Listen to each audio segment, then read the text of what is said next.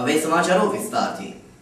વલસાડ શહેરના જિલ્લા પંચાયત ભવનમાં ફાયર સેફટીના સાધનો જૂના પુરાના થઈ ગયા છે, પરંતુ તંત્ર વાહકોને તે જોવાની જરા પણ ફુરસદ નથી।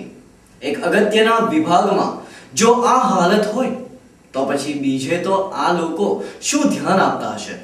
જોઈએ એક રિપોર્ટ। આપ જે દ્રશ્યો જોઈ રહ્યા છો તે વલસાડ જિલ્લા પંચાયત ભવનના છે। અહીં જ્યારે સત્ય ન્યૂઝના પ્રતિનિધિએ મુલાકાત લીધી તો ચોંકી જવાય તેવા દ્રશ્યો જોવા મળ્યા હતા। વલસાડ જિલ્લા પંચાયત જેવી જવાબદાર આ કચેરીમાં ફાયર સેફટીના સાધનો જૂના થઈ ગયા છે અને તેની ઉપર છપાયેલી તારીખ જૂની છે અને કેટલીક જગ્યાએ તો તારીખનો ઉલ્લેખ પણ નથી।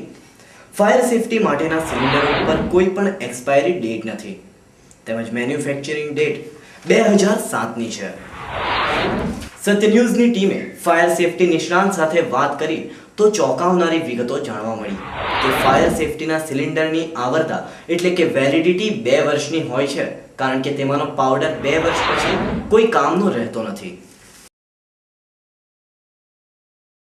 વલસાડ જિલ્લા પંચાયતમાં જો આગ ફાટી નીકળે તો શું હાલત થાય તે વાત અતિ ગંભીર બાબત છે, પરંતુ આ મુદ્દે તંત્ર ગંભીર નથી તે વાત સપાટી ઉપર આવી ગઈ છે। તરસ લાગે ત્યારે કૂવો ખોદવા ન જવાય અને પાણી પહેલા પાડ બાંધવા જેવી ઉક્તિ તંત્રને શીખવા પડે તેવો ઘાટ સર્જાયો છે।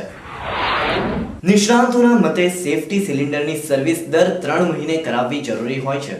જિલ્લા પંચાયતની સાથે સાથે બાજુમાં જ આવેલ રાજીવ ગાંધી સભાગૃહમાં તો હદ થઈ ગઈ છે। અહીં તો સિલિન્ડરો સાથે ચેડા થયા હોવાનું જણાઈ રહ્યું છે।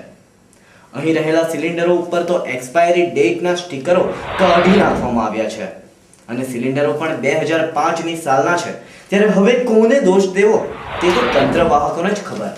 જિલ્લા પંચાયત જેવા જવાબદાર વિભાગમાં હાલ અંદાજે 150 જેટલા કર્મચારીઓ કામ કરી રહ્યા છે, ત્યારે ન કરે નારાયણ ને ક્યારેક આગ જેવી દુર્ઘટના સર્જાય તો શું સ્થિતિ થઈ શકે તેની કલ્પના પણ ધ્રુજાવનારી છે। ત્યારે આ સંજોગોમાં તંત્ર વાહકો જાગે તે જ સમયની માંગ છે।